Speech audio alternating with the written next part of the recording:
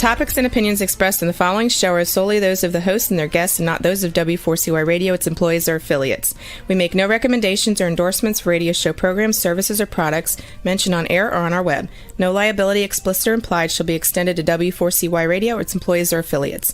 Any questions or comments should be directed to those show hosts. Thank you for choosing W4CY Radio. Draw me close to you, never let me go, and lay it all down again, to hear you say that I'm a friend. Good day. The Almighty Creator desires a deep personal relationship with you. My name is James Robertson. I'm a researcher, publisher, and teacher regarding the matters and truths of the Almighty Creator, whose true name is Yah, the eternally self-existing.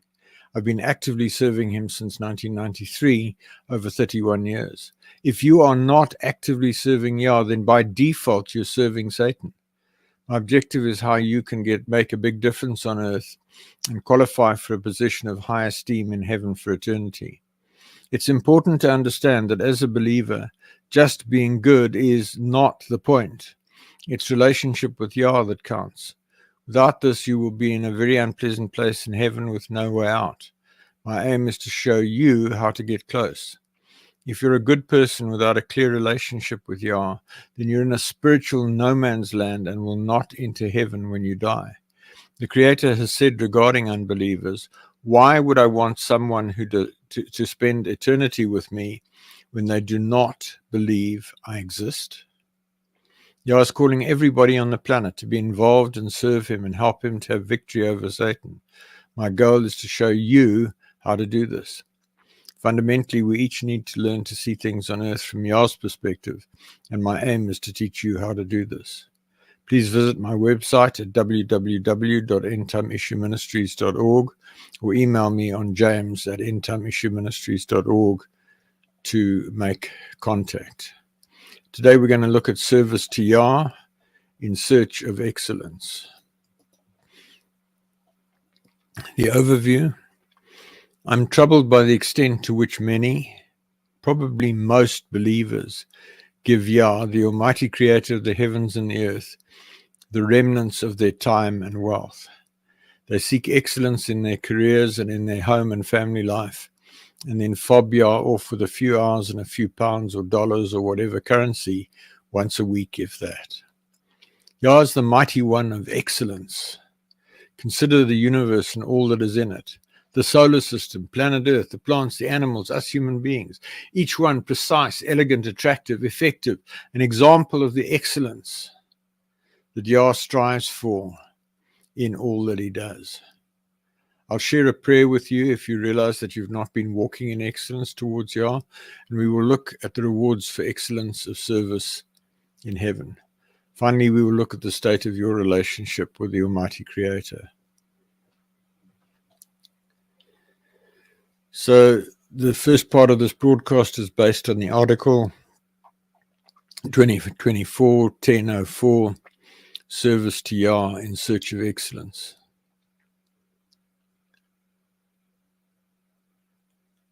As I just said, he is the mighty one of excellence. Just consider the creation, everything around you. We strive for excellence in our societies. We strive for excellence in our cars, in our buildings. How many people strive for excellence in their relationship with the Creator? It's a challenge, folks.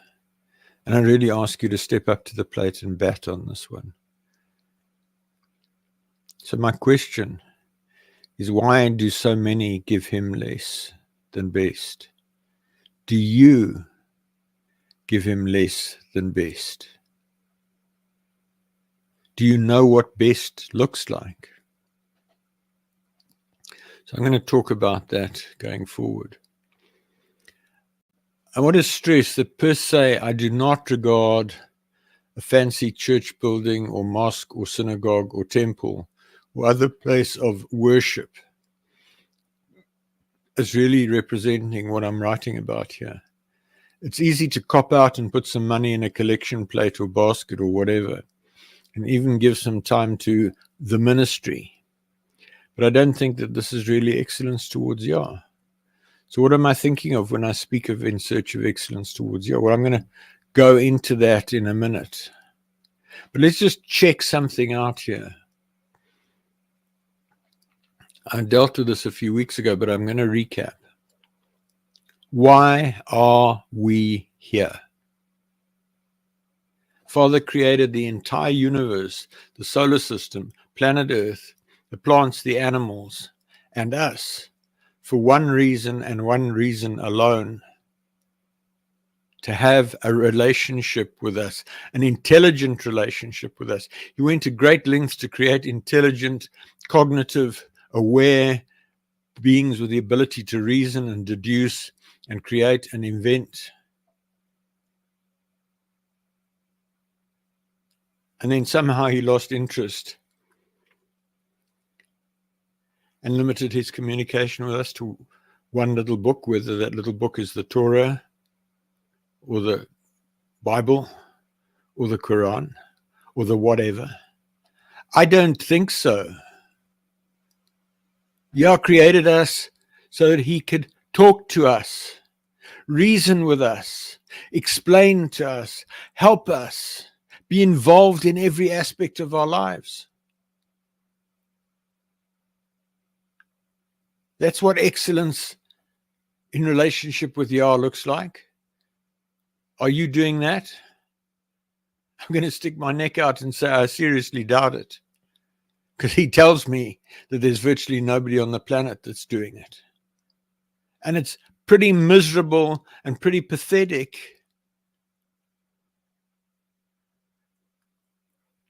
that there's something like 5 billion Bibles on the planet and almost nobody speaking to Yah. It's tragic, folks. Put your Bible on one side, get on your knees and say, Father, I want to know you the way you want me to know you. Father, I want to know you the way Yahushua knew you. I want to know you the way James Robertson knows you, if you want to go for a lower standard. But set yourself a standard, folks, to hear Yah, converse with Yah, reason with Yah, engage with Yah, involve him. I suggest excellence includes excellence in allocation of time. Give Yah quality time every day. Time in worship, time in prayer, time in service. Not what you can squeeze in at the end of the day. What do you listen to when you wake in the morning? Worship songs or the news? Or some other secular music?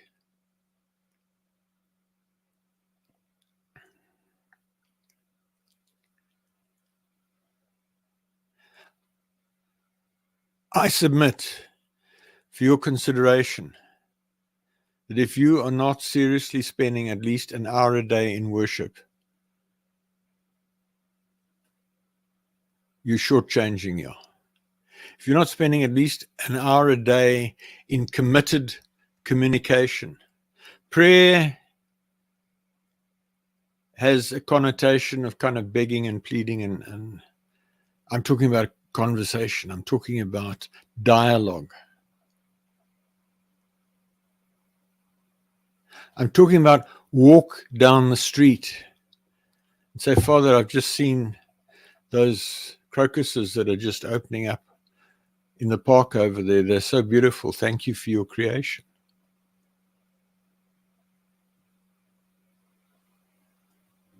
Then excellence in allocation of finances. Give Yah quality finances, whether in expenditure relating to your own ministry or to a ministry you tithe to. Is your financial contribution to Yah the first call against your revenue, or what you give him if you manage to eke out a little for him at the end of the month or whatever your revenue cycle is. If your own ministry, funded appropriately, at least 10% of your revenue before tax. If you do not have your own ministry, then tithe 10% of your revenue before tax to one or other ministries that you truly believe are doing Father's will. Folks, there's a lot of wrong thinking and wrong teaching around the prosperity gospel. Tithe is not a bribe to Father to give you wealth. A tithe is a contribution that you make towards the work of Father so that his interests can be advanced. It happens that he promises to bless you if you tithe. But you do not tithe for the blessings, you tithe so that he can be benefited, so that the work and the service to him can be advanced. Which means you need to find a ministry to tithe to that's free of error and ahead of you in terms of what they're doing. And that's not as easy as it might sound. And then excellence in worship. Is your worship sloppy with worship of Jesus and begging for favor and support? Or do you have a collection of carefully selected songs, such as those on the ETI website, that do not worship Jesus? Is your worship deep and intense? Do you make love to Father through your worship of him? Many years ago, a ministry in the south of Pretoria in South Africa was recommended to me. I'm talking about 2010. I was told that they had anointed worship.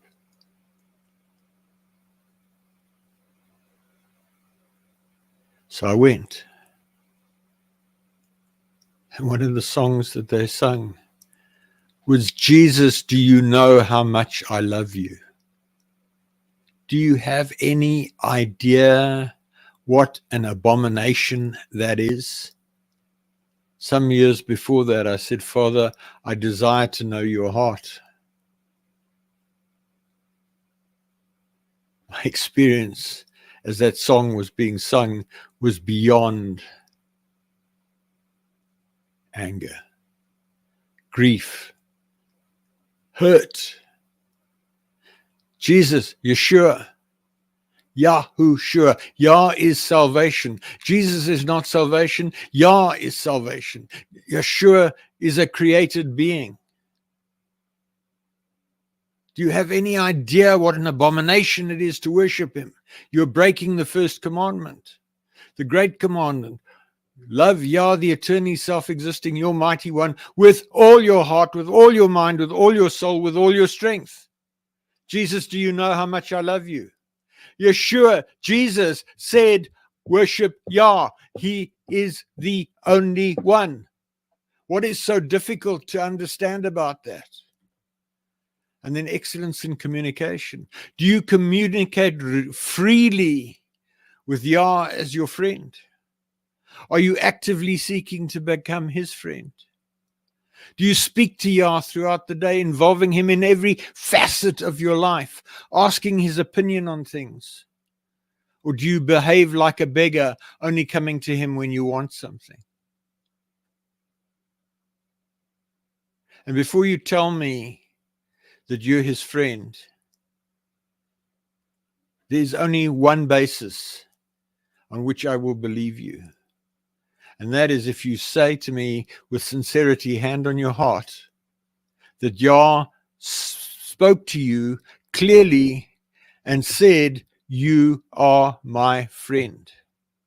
Yah is by instinct friendly. So it's no big deal that he's your friend.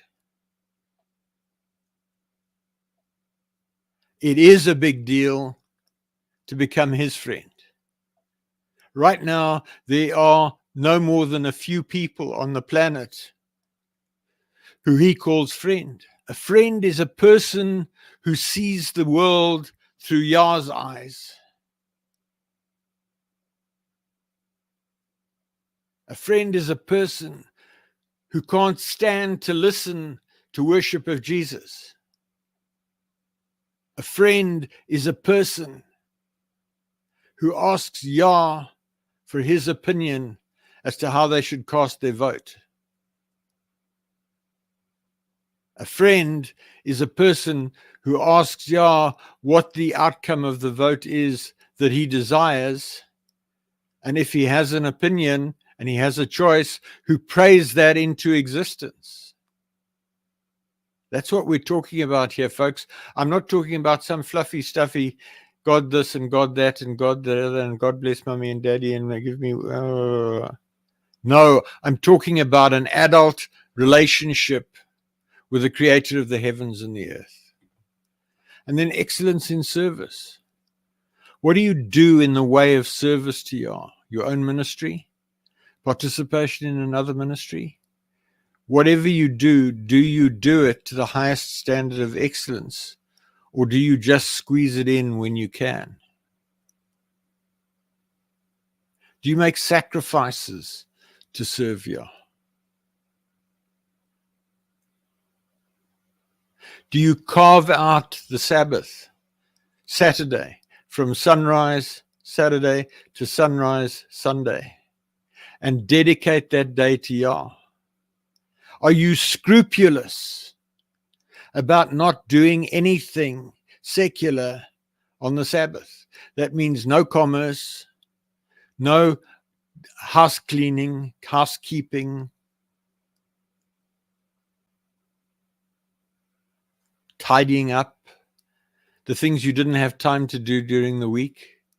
Have you any idea what sort of an insult that is to Yah? If you're doing it, if you're guilty, stop it.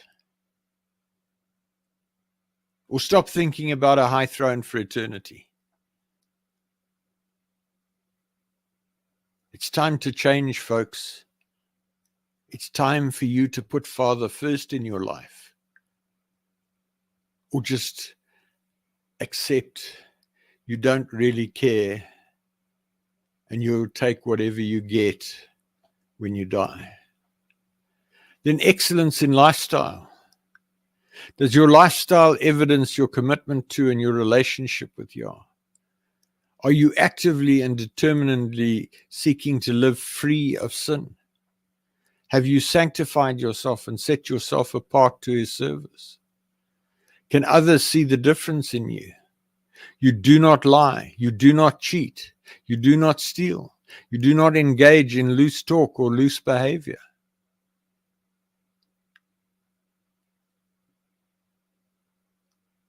And so on and so on and so on. Do you know the 10 Commandments off by heart? Do you know the true meaning of the 10 Commandments? Commandment 1. Yah the self-existing, Yah the Almighty self-existing is one mighty one. You shall have no other mighty ones before him. Yeshua, Jesus, is a mighty one. You shall not put Jesus before Yah. You shall not put the Bible before Yah. You shall not put the pastor before Yah. You shall not put the church before Yah. You shall not put the state before Yah. You shall put Yah first. Second commandment, have no idols. Take the Bible down off that pedestal, put it in the bookshelf. It's just another history book. It's got a little bit of anointing in it here and there, 2.5%, Father says. Take it off its pedestal. Stop worshipping it. Yah says it's the biggest idol on the planet. Over 5 billion Bibles printed. Why are there so many Bibles? Because Satan loves the Bible. It stops people seeking a relationship with Yah. The Bible's an important reference book, but that's where it stops, folks. And so it goes. No murder. No abortive contraceptives. Folk, life begins at the instant that that sperm meets that ovum and fertilization takes place, and a spirit enters that ovum, that embryo. Anything that destroys that from that second onward is murder. So if you have been having sex with a woman who has a loop or a coil or one of these other abortive devices, you're a murderer. If you're using abortive contraceptives, pills, you're a murderer. If you're talking about abortion before the first trimester, you're a murderer. So in conclusion, what standard of excellence are you applying? Let me start again. Whatever standard of excellence you apply to your secular life, you should apply that or better in your relationship with Yah. You may want to listen to the broadcast, Prayer on Realizing You've Neglected the Creator, Yah the Eternally Self-Existing, a few weeks ago. Here's a prayer if you recognize that you've been shortchanging Yah in any or all of these areas. Father Yah, I come to you and I confess that I've been shortchanging you in list the areas. I repent. I ask you to forgive me and help me to reprioritize my life to give you the place you deserve in my life. And then do what you find to do to get your life right. As an extension of a life of excellence, as an extension of a life which seeks to become a friend of Yah, let's look at the rewards. What follows is based on the article 2024-0804. You can sit on a high throne for eternity. I talked about this a few weeks ago, but I want to revisit it in the context of in search of excellence.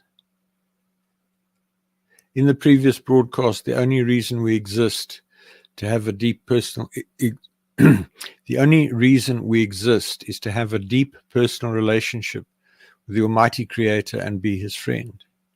I stressed that the reason the entire universe was created was for one reason only, because the Creator was lonely and wanted friends to talk to and share with. This is outlined in the above article, and there are a number of further articles on this topic on the website. Folks, if you have not got a fix on this, if you are not actively seeking to be one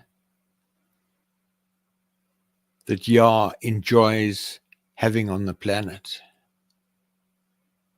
He is so lonely today, folks. He went to all this trouble to create this wonderful planet, these complex, beautiful human beings. And just about the entire planet ignores him. And the few that don't totally ignore him are so messed up and muddled up and worshipping their book and worshipping their prophet. Do you have any idea what it feels like to be on his side?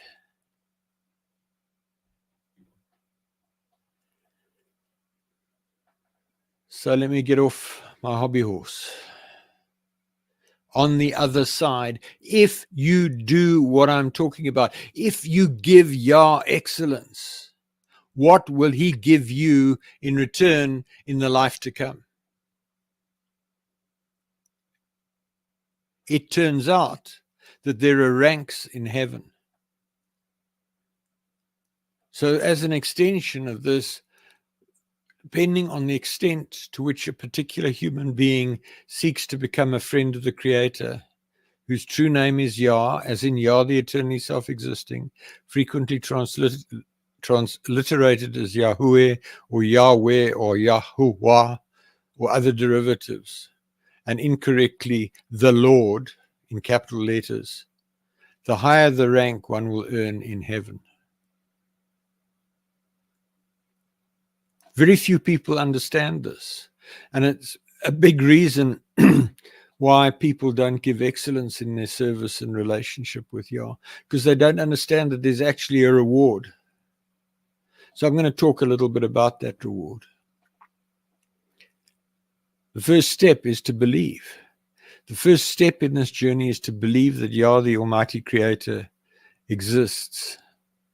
As set out in the article and the broadcast, you really don't want to die as an unbeliever and become an ancestor spirit demon.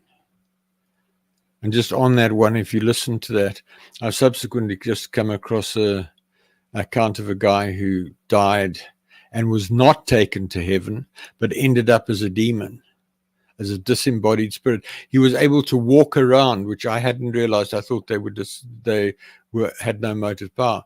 That was my misunderstanding. But he was walking around. He could see that buried his body. He was saying, hey, don't bury my body, I'm alive. But they couldn't hear him. He could see and hear everything that was going on, but they couldn't hear him, the living people. You don't want to die as an unbeliever, folks. Listen to that. It's on the website. Then hell for unrepented sin. The first step of belief guarantees that you will enter heaven when you die, although you could spend significant time in hell if you don't clean up your act. See the article, Believers in Hell for Unrepented Sin. So, folks, I'm working on a progression here, and I'll go a little bit deeper as I go forward. Then the outer darkness. The next step is to actively engage with Yah in your day-to-day existence. If you do not do this and simply believe and then carry on as though Yah does not exist, you will end up in the outer darkness, a pitch black, cold, and unpleasant place outside the throne room in heaven with no way out, and where you will weep and wail and gnash your teeth for eternity at the foolish way you lived life on earth. I've spoken about this at length previously. I'm not going to dwell on it now because my message is in search of excellence. And then the throne room. From there, one can progress in rank in heaven from those who at some level were active in serving Yah, but never invited him to live in them, mostly because they did not know it was possible. That's a lot of traditional churches, much of Judaism, much of Islam, and other religions, through to those who are friends and sit on high thrones with massive spiritual authority and powers for eternity, for exceptional service on earth. See the article, The Demographics of the Kingdom of Yah, in December 2015, which portrays relationship with Yah as a high, steep, and jagged mountain that is difficult to climb, but for which there are enormous rewards for those that succeed. And that image is the cover image for this broadcast. It's the cover image on the 15 books that I published in 2019. It's a core part of my teaching. You can be at the bottom of the mountain, you can be off the mountain, you can be at the top of the mountain. It's your choice. It's up to you.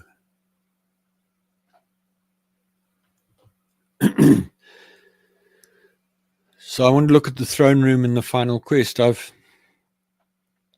repeatedly cited the final quest. If you have not read the final quest, then I commend it to you. You can buy it on Amazon. There are various websites where you can either buy it as a PDF or listen to it. And in places, if you look a bit, you can find it for free. It's on the ETI website under the Bible page. Because why under the Bible page? Because as far as I'm concerned, it's as close to modern scripture, and I don't like that word, by the way, as you're likely to get. It's probably the most important book written after the book of Revelation. And in fact, I'd go so far as to suggest that for the most part, it's more important than the book of Revelation. So quoting from the final quest, chapter 5, my rendering, I've put in sentence numbers and divided it into sections. Jonah reports a conversation with someone in the rank of the foolish virgin. So we're now just into the throne room. Starting at sentence 222, and Jonah is talking to somebody who died before him. He didn't realize that he died. Looking at me intently, my former acquaintance continued. You're not here to just gain understanding, but to be experienced and be changed. The next level of rank here is many times greater than what we have. Each level after is that much greater than the previous one. It is not just that each level has an even more glorious spiritual body, but that each level is closer to the throne from where the glory comes. I really want that to sink in, folks. If you are a high achiever, step 1, I suggest you believe. Step 2, I suggest you make a real effort to serve Yah in this life. And that comes to all that I've talked about so far in this broadcast. And step 3, set your eyes on excellence. Set your eyes on a high throne. Because now you know it's possible. You, my friend, doesn't matter where you are, whether you're 10 years old or 90 years old. You can make a decision today to align yourself with Yah and seek excellence in your relationship with Him and aim to qualify for a high throne with a glorious spiritual body, great authority, great supernatural ability. Those who have had encounters with Yahushua, incorrectly called Jesus, think he's God because of his powerful supernatural body, his ability just to manifest in a locked room, his ability to be in any number of different places at once, his ability to speak any language.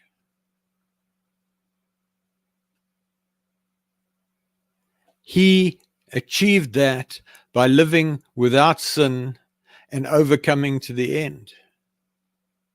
You might not make it quite to that level because that's one place that's taken. But you can get close. The thrones on either side of him are still vacant. That's my goal, to sit next to Yeshua in heaven for eternity. I suggest it should be your goal too, because I might not just make it. I'm not the best example that you can find. Continuing, verse 671. When I was still not even halfway to the throne, what had been the indescribable glory of the first rank now seemed to be the outer darkness in comparison to the glory of those I was now passing. The greatest beauty on earth would not qualify to be found anywhere in heaven, and I was told that this room was just the threshold of realms indescribable. Hear this, folks. Not even halfway to the throne, and the people that he's met before, the foolish virgins, are now looking like the outer darkness because their glory is so pale in significance to halfway to the throne. So imagine what it's like when you get to the thrones and the thrones are terraced. Imagine what it's like at the top of the throne. I think that's worth going for. What do you think? You can potter along in this life, ignoring Yah, and end up in the outer darkness, or not even make it into heaven. Or you can go for it all out.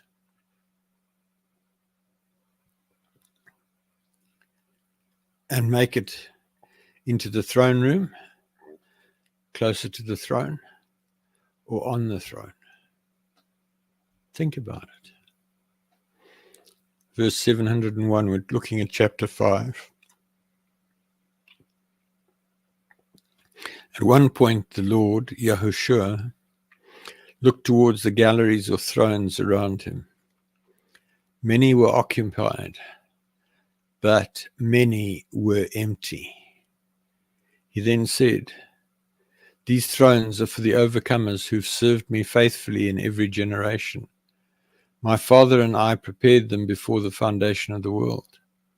Are you worthy to sit on one of these?" So I offer you that question. Are you worthy to sit on a throne in heaven for eternity?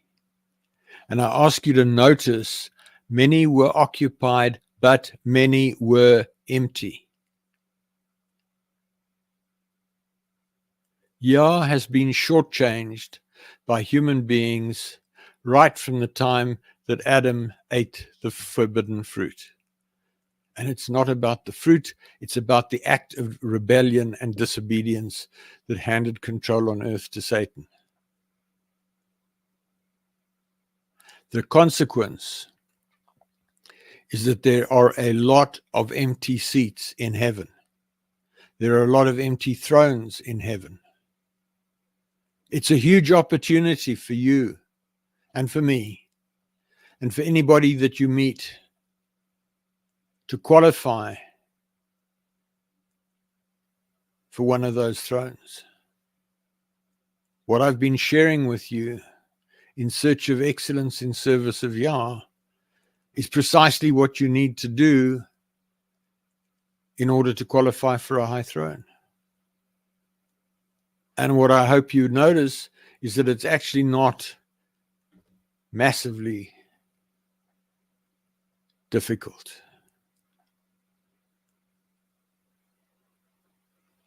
This article goes on to talk about the mountain of relationship. See the article, The Mountain of Relationship with Yah, which addresses various items relating to the demographics in 2021, and different views of the mountain of relationship with Yah, which discusses the fact that different religions have different views of the mountain of relationship. The article continues on the website. I'm just about out of time. I just want to wrap this up.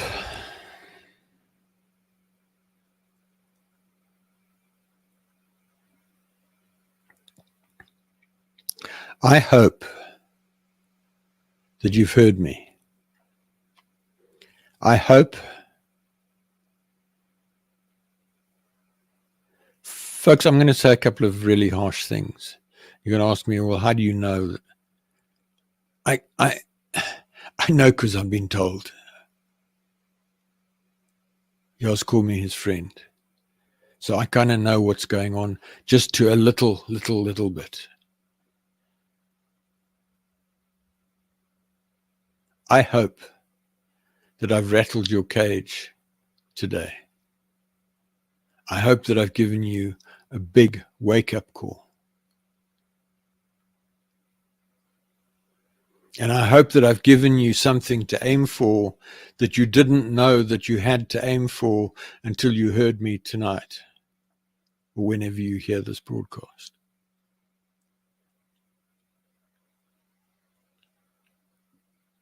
You can qualify to sit on a high throne in heaven for eternity with a glorious supernatural body, with massive authority and massive supernatural powers. If you decide to live your life in excellence towards Yah for the rest of your life. If you decide to make a real difference on the earth with the rest of your life. And I'm not talking about fluff and stuff and a few dollars in a plate for the new church building or the new synagogue or the new mosque or the new temple or whatever. I'm talking about getting to a place where you are filled with the Spirit of Yah. I'm talking about getting to a place where you are so anointed that you are healing the sick, raising the dead, walking on water, and feeding the 5,000 from 3 loaves and 2 fish. Whatever the exact numbers are, doesn't matter. Some years ago, I heard that Yonggi Cho in South Korea had a congregation of, I think the number was 1 million.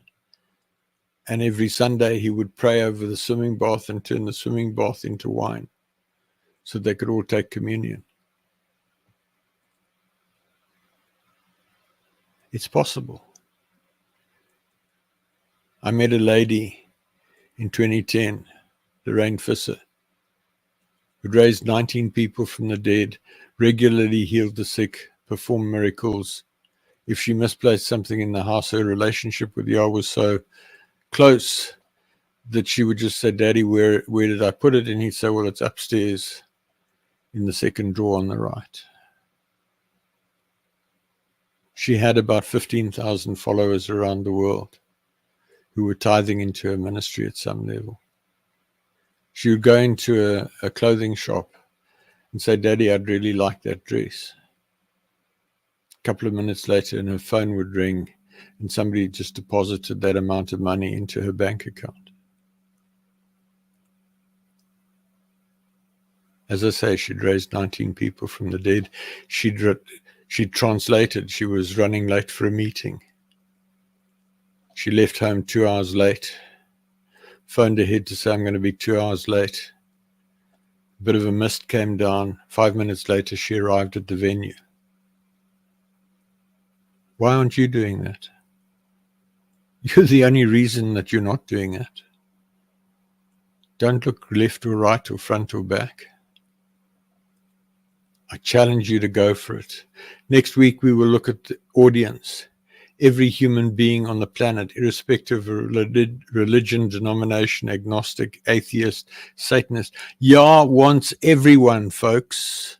So forget this chosen race bit and all the stuff that goes with it. So I want to ask you, what is the state of your relationship with the Almighty Creator? I'd like to ask you to critically examine where you are relative to Him today. Do you talk to Him constantly throughout the day and allow Him to lead you in every possible way? Do you worship Him at every opportunity? Have you clearly and unambiguously heard Him call you friend? If not, you're failing in your life purpose and you'll be bitterly disappointed when you die. If you've now come to belief, please pray along the following lines. Father Yah, I come to you in the name of Yahushua. I now believe that you exist. I confess my sin of unbelief and repent of my unbelief, and I ask you to forgive my sin. I now commit my life to you, and I ask you to take me by the hand and lead me into deep relationship with you. I ask you to fill me with your Spirit and to change me and help me to become the person you want me to become. I ask you to help me find people who can help me and help me find books, websites, articles, and other resources that will help me. I ask you to show me what I can do to actively serve you and lead others to deep relationship with you. I thank you for saving me. There's a period of 8 days from sincerely coming to belief for the first time, during which there's extreme grace to help you. See the article, Critical Actions on First Belief, for actions you should take immediately.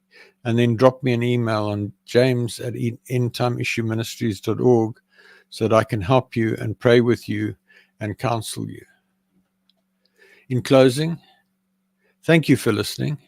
Please send me your questions to james@endtimeissueministries.org.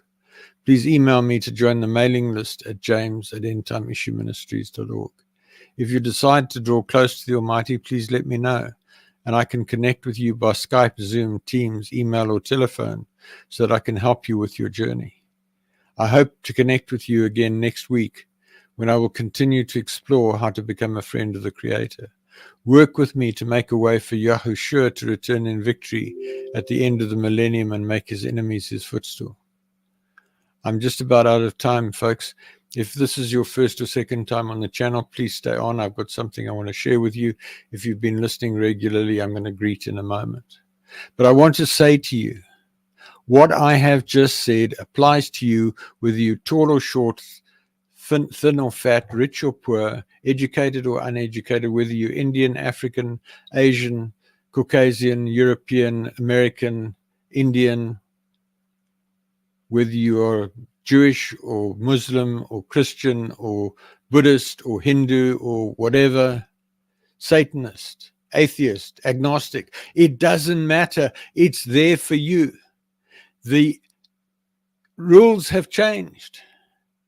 Father is looking for personal relationship above all else, not with your pastor, not with your church, not with your imam, not with your mosque, not with your rabbi, not with your synagogue, not with your priest, not with your temple, with you. It's over to you now. Good night. In closing, who am I? James Robertson. I have a doctorate in engineering and I'm a retired military commander. I now work as a management consultant. I have over 31 years' experience of actively seeking to draw close to the Almighty, following a dramatic encounter with him on the 12th of March 1993, when he spoke to me audibly in a locked room, and I knew for certain that he was real. In learning about Father, I applied my deep-seated aversion to failure born out of an accident in early childhood, coupled to my engineering and military training of rigor and preventing failure, to my seeking of knowledge about Father. This journey led to numerous supernatural experiences, prayers answered, and clear communication with the Creator. It forms the basis for what I teach in these programs. See the video, Why Seek Relationship, for an overview of what I believe. Please visit my website, www.endtimeissueministries.org, for a lot more information. There's over 7 man-years of effort that's gone into the content there.